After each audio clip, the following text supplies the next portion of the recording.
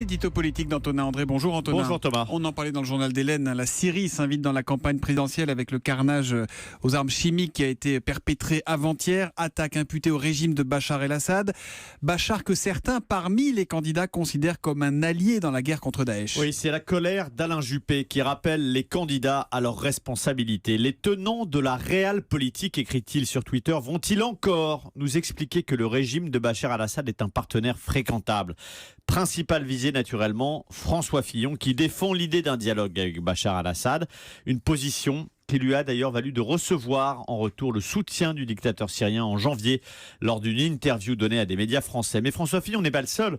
Jean-Luc Mélenchon, lui aussi, est ambigu lorsqu'il explique que c'est au peuple syrien de décider du destin de Bachar el-Assad. Il a même par le passé défendu l'idée d'un dialogue direct avec le dictateur syrien. Et je ne parle pas de Marine Le Pen, qui considère que Bachar el-Assad est le sauveur, garant d'une solution viable face au terrorisme.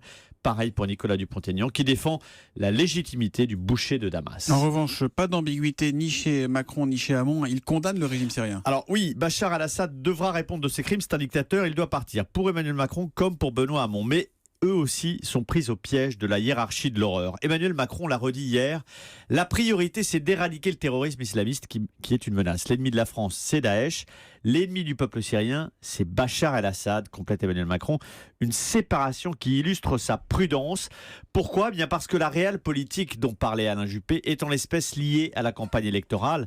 Les attentats en France qui ont traumatisé ce pays, la crise des migrants que certains instrumentalisent pour jouer sur les peurs, tout cela imprègne la campagne et incite y compris les adversaires du régime syrien à regarder ailleurs. On est en plein cynisme et ça s'explique par le fait que les morts syriens pèsent moins dans la campagne électorale que ceux du terrorisme qui sont tombés chez nous. Et puis il y a une question effroyablement cynique. Que se passerait-il si Assad tombait ? Dans quel état serait le pays ? Est-ce que ce qui est tenu, certes d'une main de fer, est dramatique ?